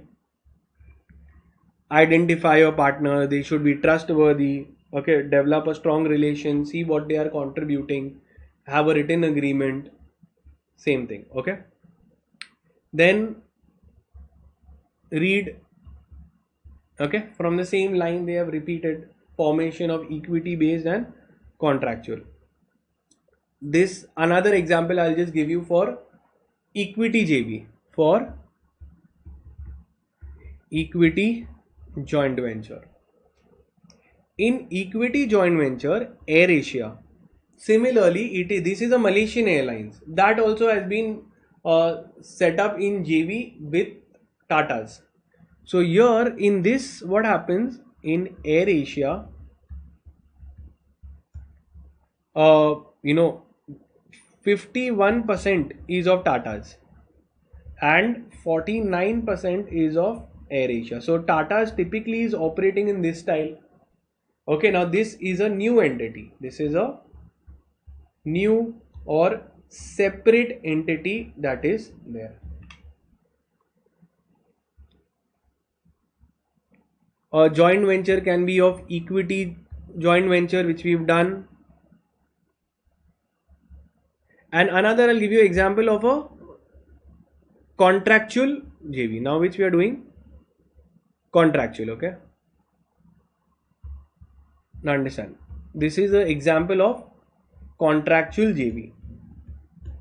Now in contractual JV there is no new entity formed. Now what happens is, Google wanted to make Google Maps. They wanted to make Google Maps and Google Earth. Okay, for that they required help of satellites. So they had entered into a JV with NASA. That listen, we want to set up this, so please help us. So NASA scientists agreed to help Google to develop Google Earth and Google Maps. So this was in 2007, in the year 2007, where Google Earth and NASA entered into a contractual JV to integrate NASA's satellite imagery datasets, 3D maps with Google Earth's platform. This collaboration helped to make researchers much easier and build Google Maps and Google Earth. So tell me one thing, there was no separate entity that was formed. Google was a separate entity, NASA was a separate entity. They just agreed to give this kind of technological support for certain amount. Concept over. Clear? So Google gave money, and in return they gave their technological support. The support of satellites, etc. Even another classic example of contractual JV. Contractual JV. What is that? Is Uber and Spotify. It is between Uber and Spotify. Now Uber is into the cars and transport of passengers, right? How did Spotify come? Now while driving, you want to play music. Okay, when the Uber driver is driving, he wants to play music. So they had entered into a collab with Spotify, that listen, in all Uber cars Spotify music will be played. So they didn't form a new company. This was Uber was a separate company, Spotify was a separate company. Uber told them that I will give you money, okay, in return you give me your songs, playlist, etc., which I will play in my car. So both the entities remain separate. They shared their expertise. In 2000, this happened in 2014. Spotify and Uber formed a contractual JV to enhance the Uber ride experience. That is it, for allowing passengers to control the music through their Spotify accounts. Okay,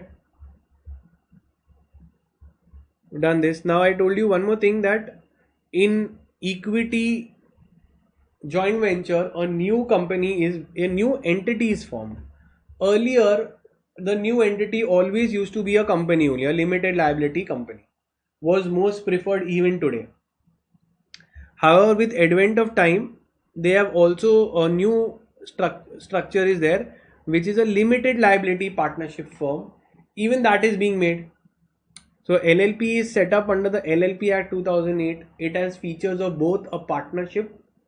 So if you go to see, this is a partnership and this is a company. A company has very strict rules, regulations, and are very costly to set up and maintain. Whereas partnership, worst thing was unlimited liability. Unlimited liability. So a new structure was made somewhere in between, which is called as LLP. LLP had limited liability. Okay, limited. So company has limited liability, and this had the benefits of flexibility of a partnership. Flexibility of partnership. So this gave in between, which had the benefits of both.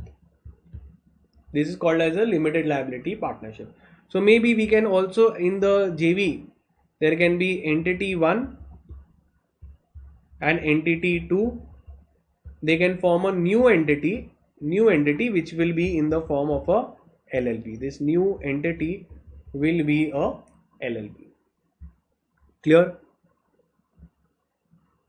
You can form other entities, VC, venture capital fund, a duly registered venture capital investor is allowed to invest in Indian venture capital funds and other companies. So maybe a venture capital fund. A venture capital fund gives funding. It's like a private equity. They invest in equity shares of private companies. So that can be set up. They will be the investors. Okay, they will be the investors. of money. They will pump into certain companies. So this is not a structure. This is just that there is a investor. You can form a trust. However, there are some restrictions that a foreign company is not allowed to use trust as a form of a JV in India. Okay. SEBI has introduced certain these trust. Such funds are allowed to receive foreign investments. So again, in trust cannot receive foreign investments. Only your particular special kinds of trust are there, which is called as REITs, real estate investment trust or infrastructure investment trust. They money can come here. Okay, here it is allowed. You're allowed. This is also set up in the form of a trust. Here it is allowed. Clear? Then other entities. So foreign companies are not allowed to use any other structure other than the above mentioned. So tell me one thing: can a foreign company come in the form of a partnership form? Answer is no. It can come only in a company. It can come only in LLP, and here also venture capital fund is just the investment, not a structure. Trust also it is allowed only in REITs. What they've given: real estate investment trust, infrastructure investment trust, and AIF. REITs, infrastructure investment trust, and AIF. Right now, you don't need to know what do they really do. Just remember that in these kinds of trust, investments are allowed. Clear? Now coming to your restriction under the FDI policy. Okay, so now till here is everything clear? Yes or no? Yeah. First thing, till here it is clear? Yes or no? I'll just take a 2-minute breather and then we will complete the entire chapter. Till here is it clear? Yes or no? Am I clear till here? Absolutely yes or no? Waiting for you all to put in the chat box, write the word clear. Also at the same time you can share, if you like the video till now, please like it and share it in your friend circle and your friends WhatsApp group. I will just take a small breather, okay, and then I will come and complete the entire chapter. Okay, so not much is left, little bit is only left. Okay, maybe SPV part is left. Okay, so write clear in the chat box if everything is clear till now. Write clear in the chat box. Quickly write clear in the chat box if this is clear. Waiting for you all to do that. Okay, so I'll take a break, maybe 15 minutes. So at 1:15 we return.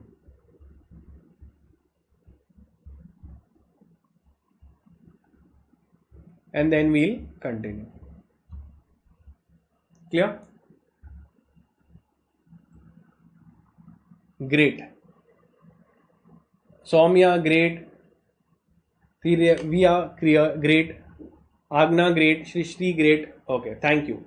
So don't forget to share the video among your WhatsApp group also. I'll see you all in 15 minutes after I take a breather and then we'll complete the full chapter. So stay tuned.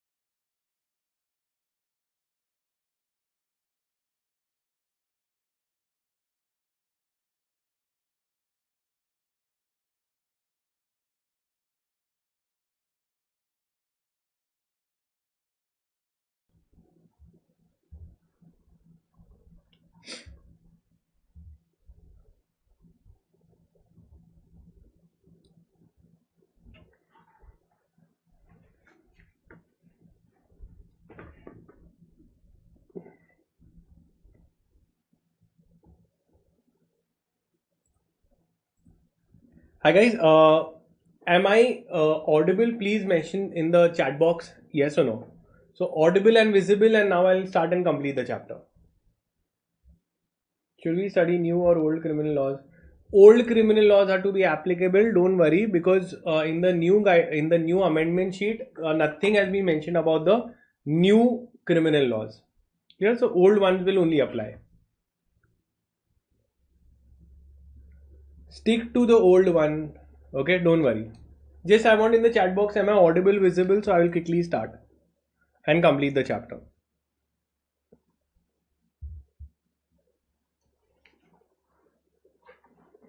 Audible, visible. If yes, I will start the chapter.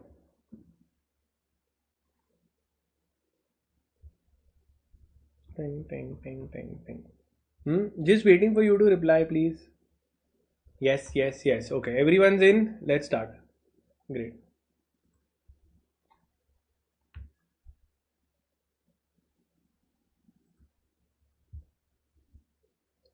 Now we'll see the restrictions under FDI of the Government of India.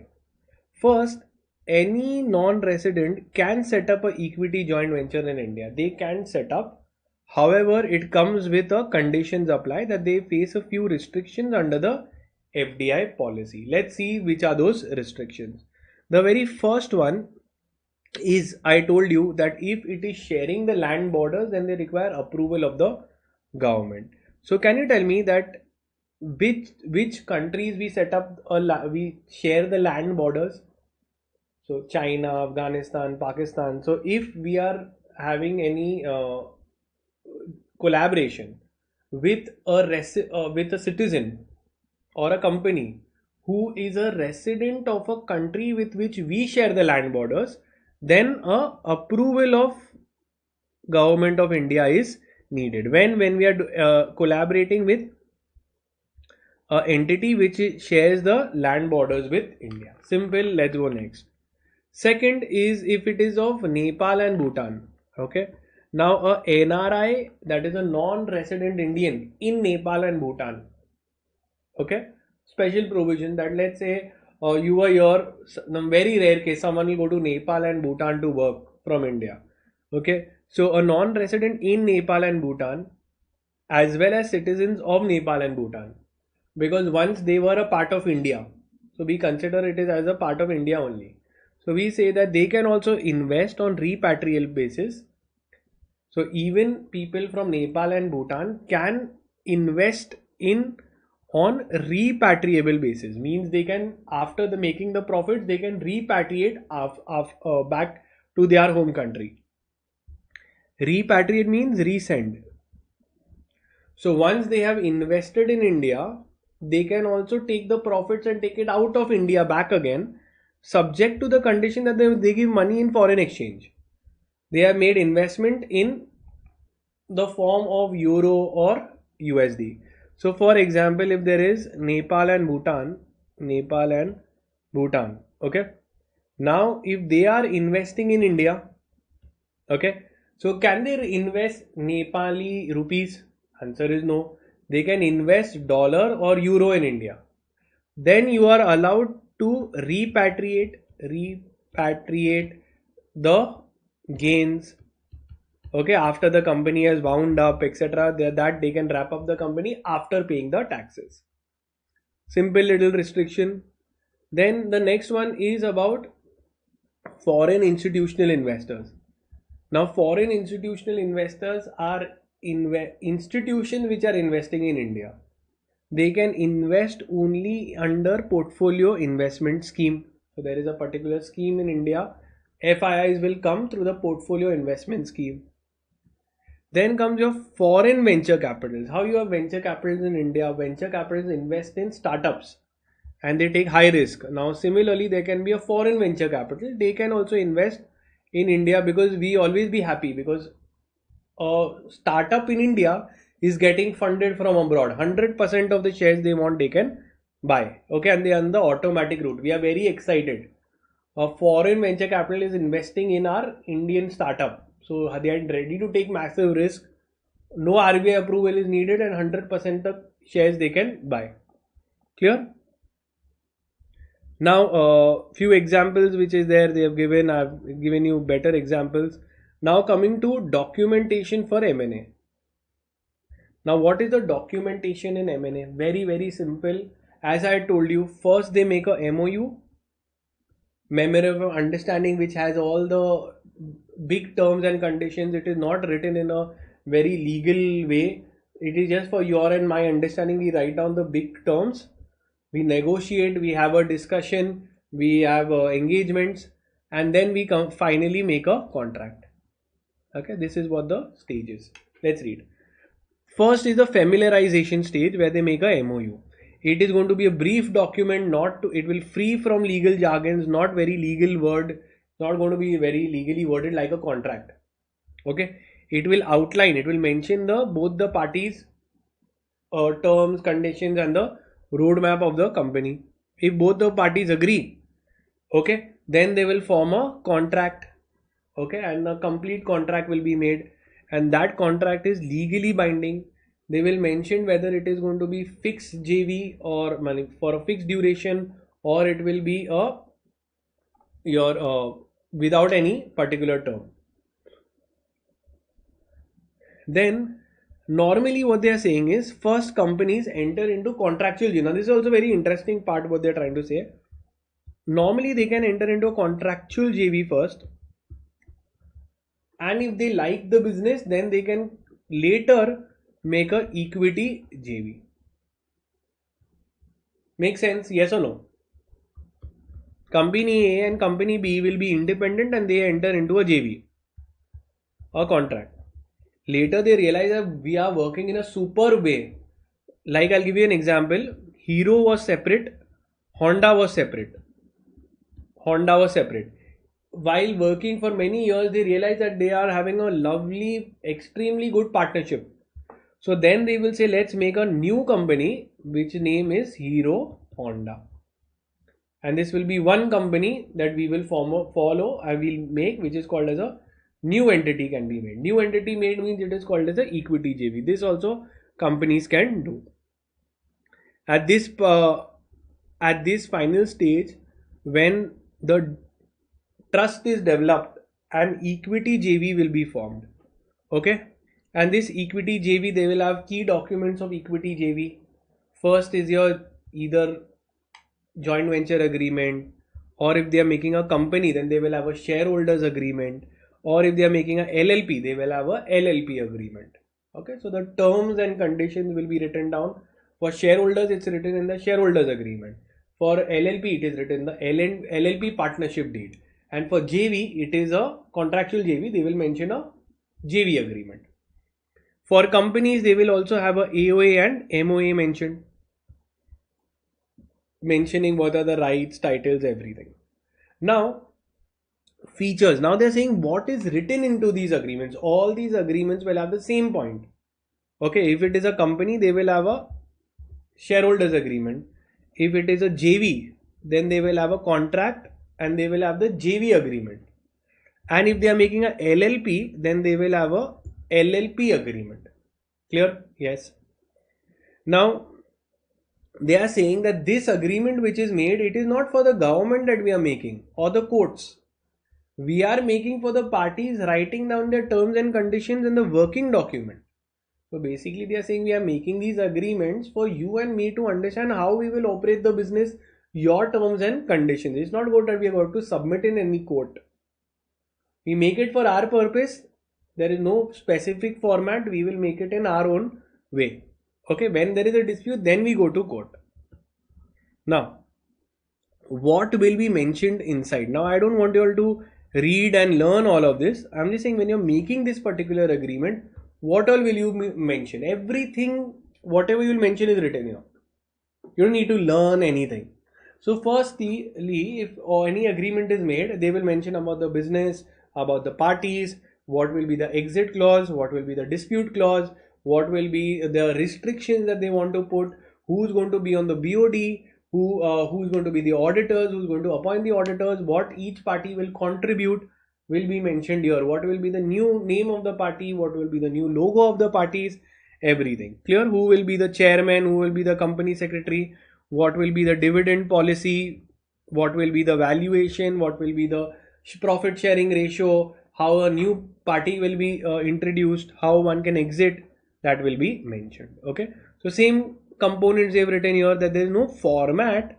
He just logically understood that these two parties are entering, what all they will mention: name of the agreement, JV agreement, shareholders agreement, the title will be mentioned, parties details will be mentioned. Okay, something called as recitals. Now what is a recital? Is the offer and acceptance will be mentioned, offer and acceptance, that both the parties have mutually agreed to the following terms and conditions. That's a recital. The operative part of the thing will consider about each clause in complete detail. What is the consideration? Everything. Legal aspects, how will they amend, duration of the JV, how it will terminate, very, very important clause, confidentiality clause, that every information shared here is confidential, should not be divulged, distributed without the consent of the other party. After the JV is over, no one will compete and enter into the same thing. If there is indemnification, means if any loss is caused by one party to other party, the party will indemnify or make good the losses, everything. Okay, now I'm going to give you practical examples of some very nice concept called as SPV. Okay, then now for some time they will just go on till the very end about a SPV. Okay, so market is important. They have written a lot of text. I will give you practical example of an actual JV set up in real life, and then this concept will be crystal clear for you. Clear till here? Yes or no? So let's see. What is a special purpose vehicle and how it is used in JV, etc. Okay. Do you know the meaning of a term SPV? What is a special purpose vehicle? Yes or no? So let's see. So now I'll give you not one, two beautiful examples of a SPV.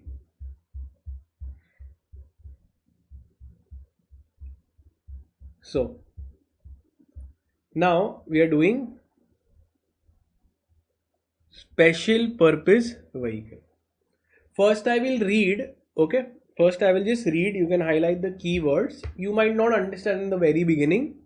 Then I will explain with the example, and then you say, wow, every word is being fit. So special vehicle is a entity which is formed for a specific purpose. For a specific purpose, from the name itself. Special purpose vehicle is a vehicle, that is an entity. Vehicle is an entity which is formed for a special purpose. The scope of these entities, what this entity will do, is limited to the activities for which they are set up. Okay, and they will cease to operate once the purpose is over.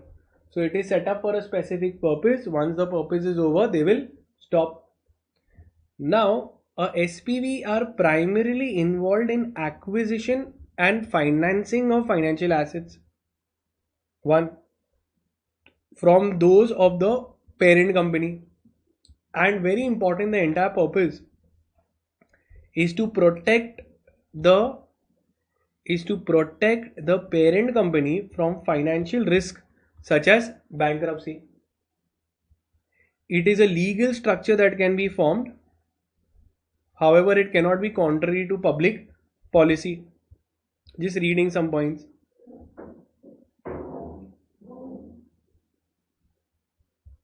Let's see. Let's start. And just the benefits, I'll read a few key words. The biggest advantage of a SPV, okay, is separating the risk and freeing up the capital. The SPV and the sponsoring company are protected against the risk and the SPV are protected against risk of insolvency that may arise in the course of operations. Okay, now let's see. Now I'll give you an example of one of the best particular real life examples of a SPV. of a special purpose vehicle that was created. Okay. Now, Bharti Airtel, now Airtel wanted to acquire a company whose name was Zen. So Bharti Airtel was the acquirer, hmm, and this was the target company. And this entire acquisition, the entire takeover or acquisition was to be done by levered by loan. This is called as leverage buyout. It was to be done by loan, borrowed capital. Okay, acquisition by loan, called as leveraged buyout. What it is called? It is called, now this all is not there, but I am telling you because it is, so you will get a practical insight. It is called as a leveraged buyout. So what happened is, if Bharti Airtel wanted to acquire Zen, Bharti Airtel would have normally taken a loan and then purchased Zen. Now what happened, and this was a cross border, I think it is from not an Indian company, it is from Africa, Zen. Okay, so how did it do? If Bharti Airtel would take a loan, then Bharti Airtel in their balance sheet liability side, massive loan will come and the entire valuation will be spoiled. The entire valuation will be spoiled if Bharti Airtel takes a loan. So they removed a technique to not spoil his balance sheet and still get this done. This in business is called as off balance sheet financing. What it is called?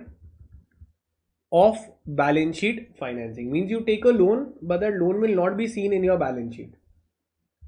So what they do, Bharti Airtel created a SPV. Now pay attention what they did. Okay, now we are coming to the SPV. They created a special purpose vehicle. A special purpose vehicle is an entity, could be a company, set up for specific purpose.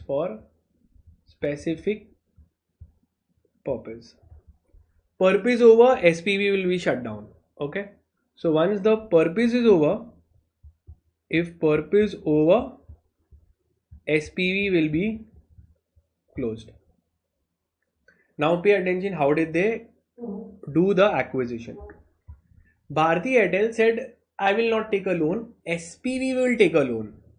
So loan taken by Bharti Airtel, by SPV. So now whose balance sheet will get spoiled? SPV's balance sheet will get spoiled. With that money, SPV will then buy the Zen. Acquisition will be done of Zen. Now what they did, Bharti Airtel, they said that listen, we will buy Zen, and now when we go to the bank to take, SPV will go to the bank to take a loan. When SPV will go to the bank to take a loan, bank will ask for security.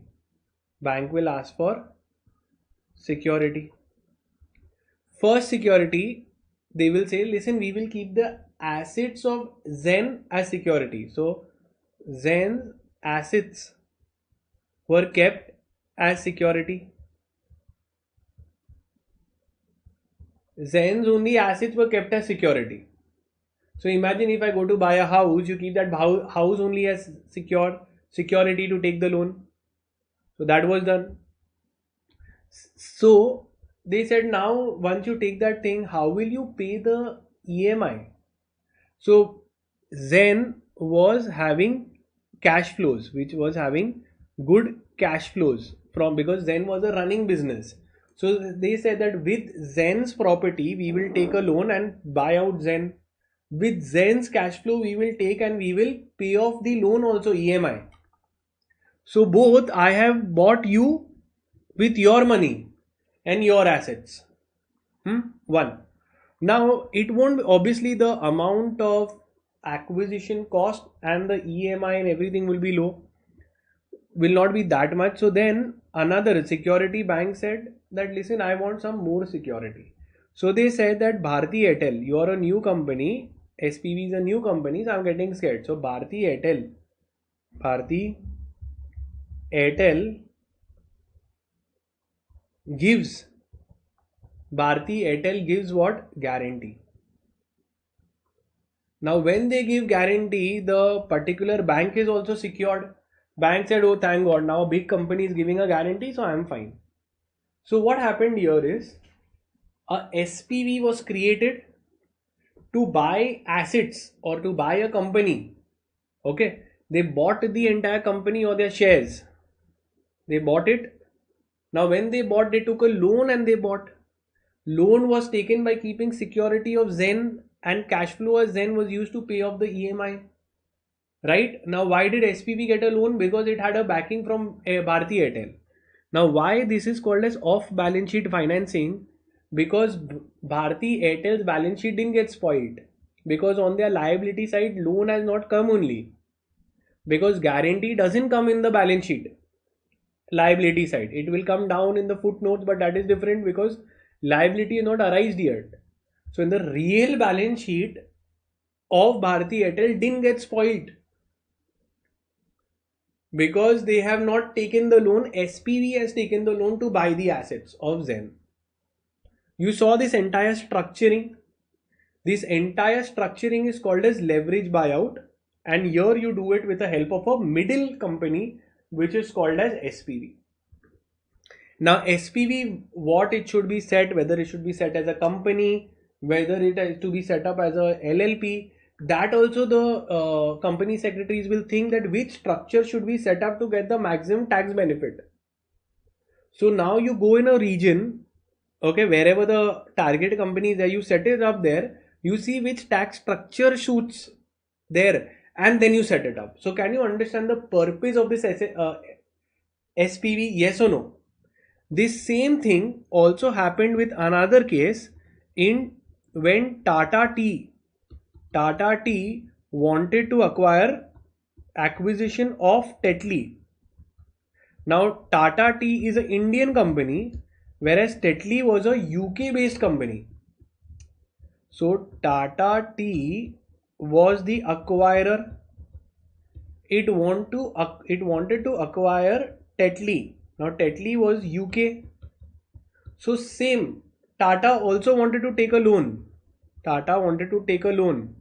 This was also a case of leverage. Leverage means loan. So it was acquisition by borrowed funds. With help of SPV.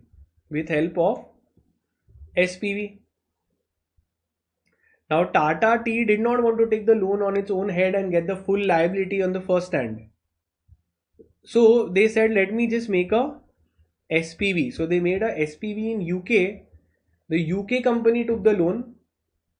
Okay, UK company took the loan, that SPV took the loan, and with this they bought Tata Tetley. To pay off the bank, they used the Tetley's revenue flows were used to pay the EMI, and Tetley's assets were kept as security. SPV, they will see that in UK which structure is giving the best tax benefit. LLP is there, we'll set up LLP. Company is there, we'll set up company. Concept clear? Yes or no? And one another interesting part again is, tomorrow if this company goes into bankruptcy, business is not that good, so we know that it is a company having separate legal existence, so it does not harm Bharti Airtel. Therefore making a separate entity for every single project is much better. I'll give you another example of this. When you see Lodhas or any other premium real estate developer, which is the premium real estate developer near your area? Let me know. Lodhas, there is Rustamji, okay, there is Piramal Reality, There is, your Hiranandani Builders.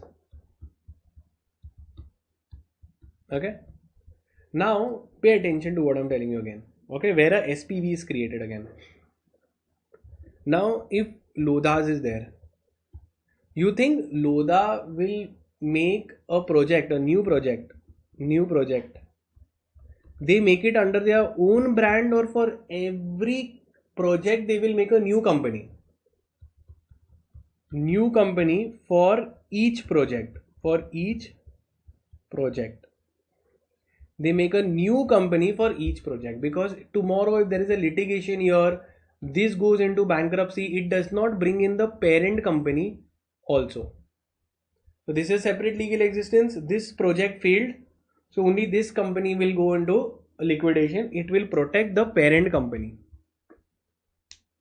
Concept clear? So if one project fails, only that company which is there, that will be stopped. It will not affect the parent company, because these are two different companies.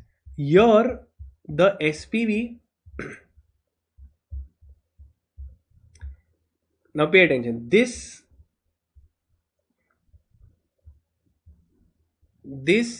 Bharti Airtel will be called as the promoter or promoting company, or the sponsor who has made this entire structure, everything. So the object is to protect the sponsor assets, sponsor balance sheet. This is a separate purpose vehicle for a specific project. If the project hits, it's fine. If it doesn't, it flops. Clear? So the risk is reduced.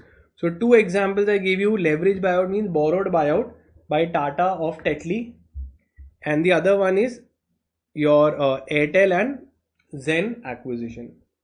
Okay, now if we read, you'll understand better. A special purpose vehicle is an entity formed. It is an entity formed for a specific purpose. Okay, and here the main purpose is to acquire assets, either shares or any other assets. That is what it goes, and it does work. Okay, and the main purpose is to isolate the operations of the SPV and the parent company. Normally if the SPV is bankrupt, etc. Now obviously if you taken a loan guarantee, that's different, but if you're not, like I've given an example of Lodhas, per project, per company. So if that project goes a flop, that company will shut down after losses. It will not affect the parent company. It prevents the risk of bankruptcy on the parent company. So SPV are absolutely lawful. For each project, it is always sensible to make a new company. Now SPV, whether you will set it as a trust, a corporation, or a LLP, obviously you will look at the tax structure in that particular country, which SPV is best to create, which structure according to the tax planning. Okay. And after that they will securitize, acquire the assets. The main purpose of a SPV is to acquire a particular company, that is an asset, etc. Okay, and all the risk they are trying to separate it from the parent company. You are trying to protect the sponsor company. It is a separate legal entity, distinct from its promoters and sponsors. Similarly, they said in smart city also, every particular project is a new company that is being formed.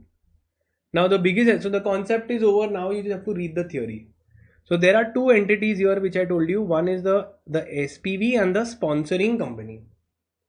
Sponsoring company is Tata's in Tata Techly example, and Bhartiya Airtel in Bharti Zen deal. They are and even in Lodha, the Lodha is different and the SPV is different. So it protects the risk of insolvency to the parent company. The particular SPV will have its own management, own operations, own everything from the different from the parent structure. Ownership, SPV allows ownership of single assets by multiple parties.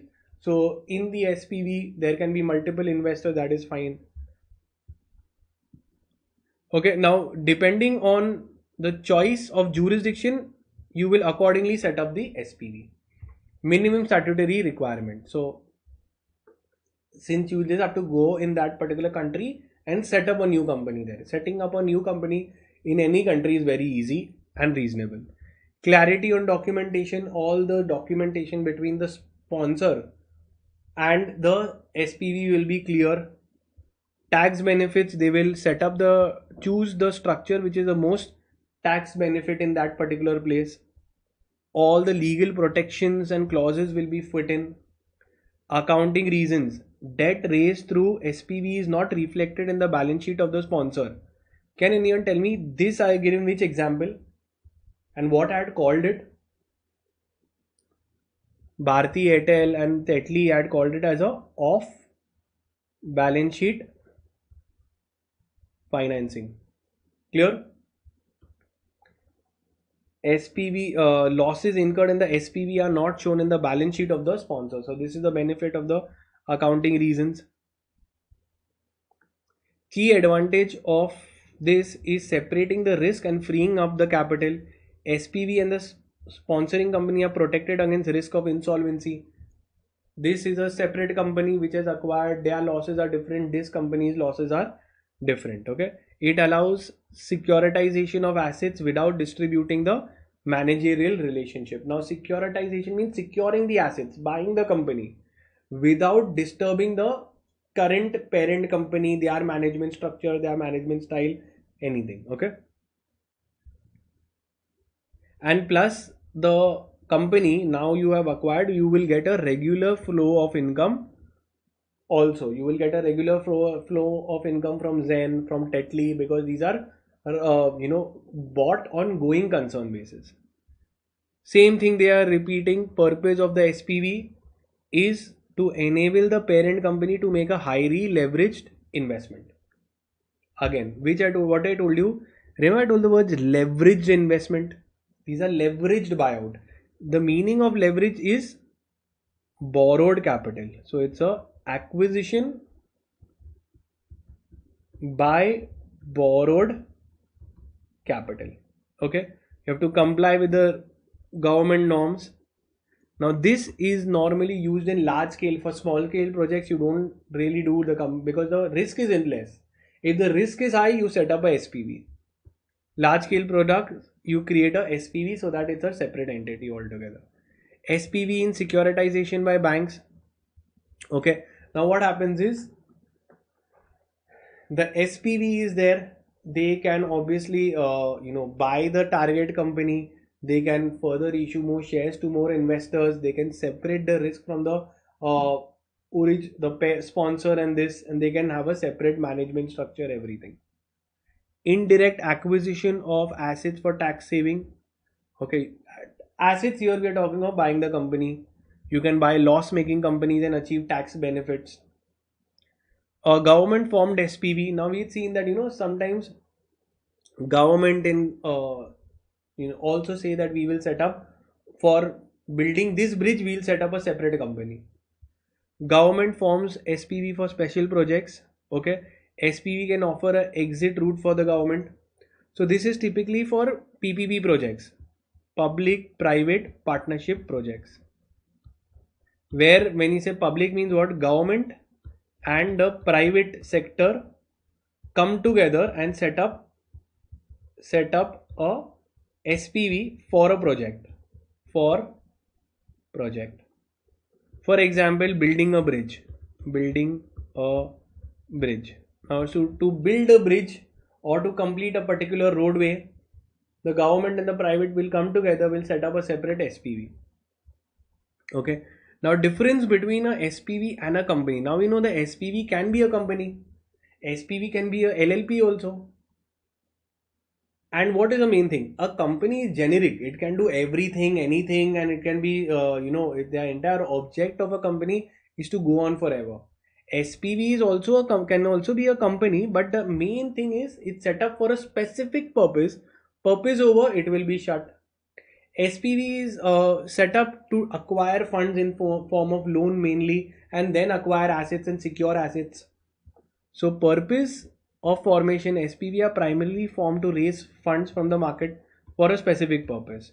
A company is a general purpose. It can do everything. It will have MOA, AOA. Even SPV can be a company also, but the only thing is it's a specific company formed for a specific purpose. Legal status. If the SPV is a company, they will have to comply with Companies Act. Okay. However, it could be trust also, and even we saw it could be LLPs also. A company is also artificial person. Members. Now, members in SPV could be one would be the sponsor. It could be other investors also. In company, there can be multiple wide Reliance Industries. There's hundreds of people inside. Scope of operation. Now, SPV will only do for what it is created. Okay, and it is mostly to give support to the lenders. When I told you borrowed capital, this SPV is made. Okay, and MOA is wider for company. They can do anything under the sun. Lenders comfort. So SPV will do everything to tell the lender, listen, you give me money, I will give you these things. So till to obtain the loan, whatever is required, SPV will do. Okay, whereas a company can also raise fund, but they can raise different kinds of funds. They don't have any specific reason to be made. Okay, that is made for this purpose. Any business, anything can be done as per the MOA. How is a SPV set up? Who establishes the SPV? The promoter or the sponsors. They now normally SPV to once it is formed, they will require some money to get an office, to get hire people. Some amount of funding is required. That funding is given by the sponsor, that is the sponsor or the Bharti Airtel.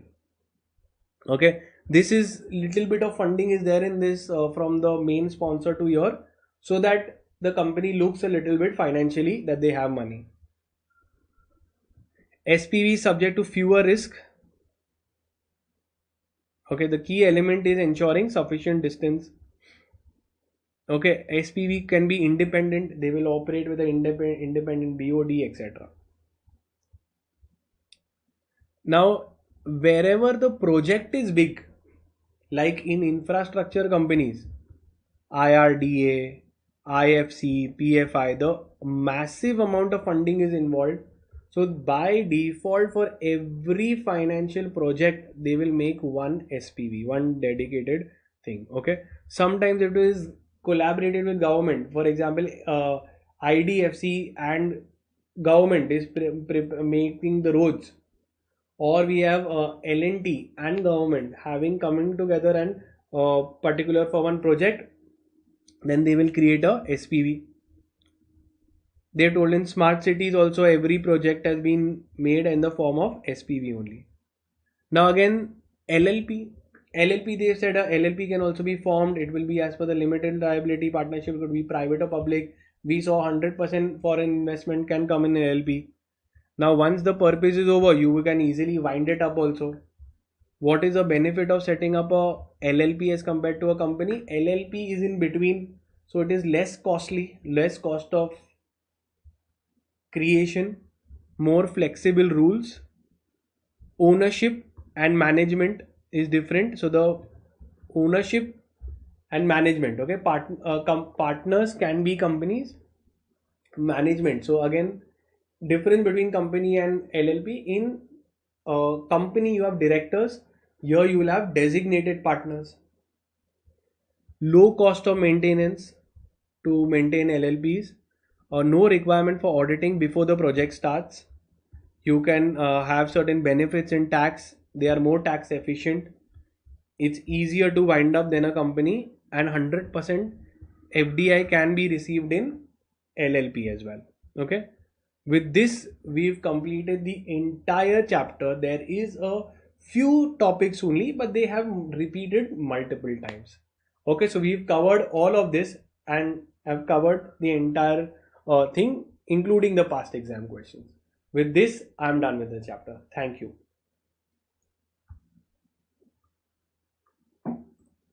Clear, guys? I'm done with the chapter. Full chapter from the module has got over. Yes or no? Everyone in the chat box, have you all understood? Yes or no?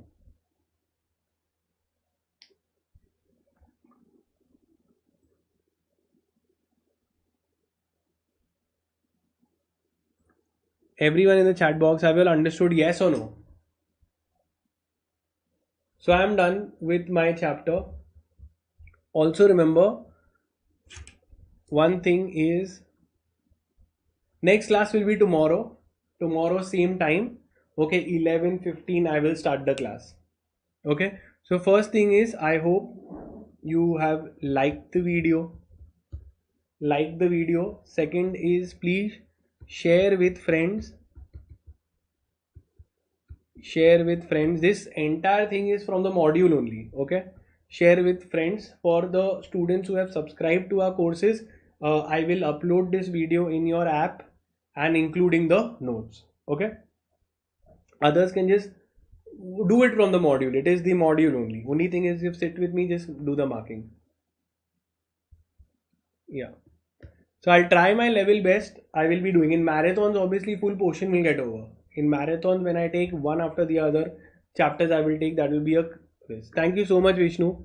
Crystal clear. Just share it among your friend circle also. It feels more good when more people are there and more people have liked the video. It just feels good. Okay, so that is it from my end. I will see you all tomorrow. Okay, at 11:15. Clear? So that's it, guys. See you all tomorrow.